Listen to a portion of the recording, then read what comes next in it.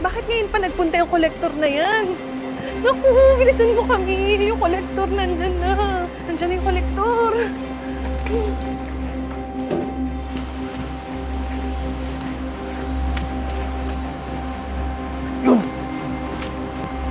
Ma'am Camille! Ma'am Camille! Yes, kuya. Ano yun? Andiyan po ba si Ma'am Camille? Oh, wala po, kuya.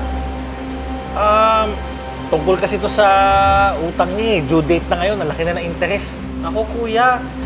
Si ate hindi na dito nakatira kasi nakapag-asawa na ng afam. Kaya okay lang po ba? Huwag ka nang bumalik dito.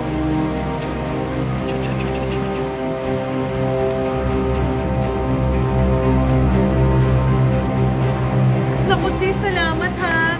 Salamat kasi tinaboy mo yung kolektor na yun. Alam niya na nga, hindi ko kaya magbayad kaya hindi ako sumasagot. Tapos naniningil pa rin. Don't worry, sis. Alam mo naman, love na love kita. Getsong ko na yun. Ako na bahala sa'yo. Pagtatakpan Naku. kita palagi. Salamat talaga sis ha. Naman. Alam ko na. Tingin na lang kaya tayo ng mga sale online. Ayoko tayo magbayad ng utang eh. Sale online na lang. Yes! Cool! Ayun. Tao po! Ma'am Camille? Yes po. Ay. Para saan po yan? Si Ma'am Camille po ba nandyan? Kasi may parcel po siya eh. Ah, sige po. Wait lang po ha. Tawagin ko lang po si ate. Ay, sige po. Ate! Ate! May parcel kayo? Parcel? Magandang araw po. Ma'am Camille po.